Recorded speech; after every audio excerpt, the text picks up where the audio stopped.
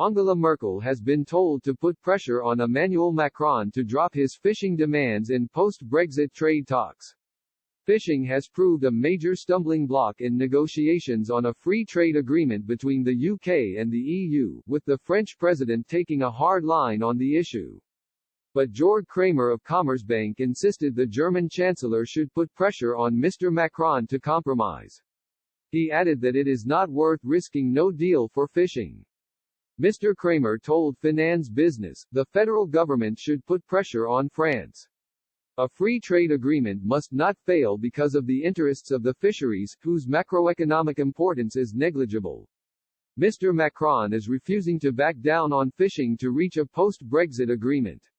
Speaking at the EU summit last Thursday, the French president said, "Under any circumstance, our fishermen should not be sacrificed for Brexit.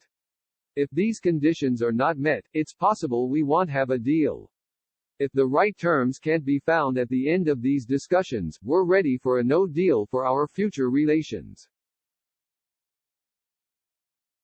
Britain has insisted it will hold the right to control who can fish in British waters when the transition period comes to a close at the end of the year. But the stance could result in a lower fish quota for European fishermen. It was previously reported that the UK offered the EU a 3-year buffer period to ease the impact of any reduction in the amount of fish that European boats can catch in British waters.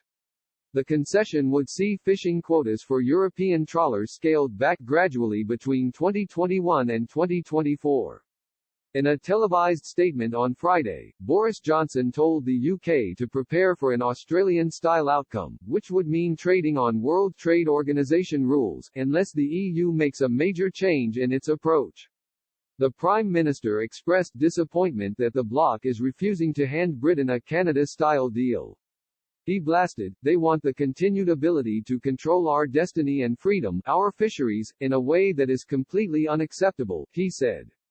"Given that this summit appears to explicitly rule out a Canada-style deal, I think that we should ready for January 1 with arrangements that are more like Australia's."